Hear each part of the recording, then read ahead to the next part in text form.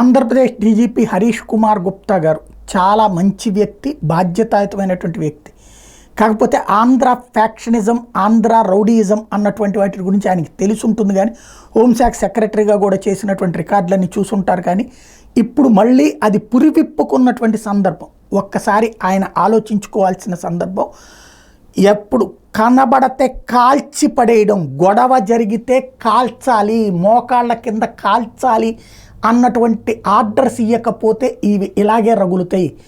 ఇవాళ social media యుగంలో కొట్టుకుంటున్నాయి, ఇలా తన్నుకుంటున్నాయి, ఇవన్నీ వీడియోలు ప్రపంచమంతా కనబడుతూ రేపు పొద్దున కేసుల పరంగా వాళ్ళు జైలుకి వెళ్తారని తెలిసిన పార్టీలు ప్రోత్సహిస్తున్నాయి, నేతలు ప్రోత్సహిస్తున్నారు. ఇది ఇక్కడితో ఆగదు. రేపు 1వ తారీఖున ఎగ్జిట్ పోల్స్ వచ్చిన తర్వాత 4వ తారీఖు రిజల్ట్ వస్తుంది. ఎలక్షన్ కమిషన్ ఆధ్వర్యంలోనే ప్రస్తుతం ప్రభుత్వం నడుస్తూ ఉంటుంది.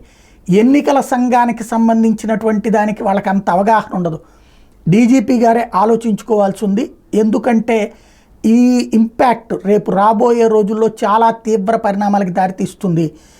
తెలుగుదేశం పార్టీ గెలిచిందంటే వైఎస్ఆర్ కాంగ్రెస్ పార్టీ వాళ్ళని వేటాడతారు, నరుకుతారు, చంపుతారు, హింసిస్తారు, ధ్వంసం చేస్తారు.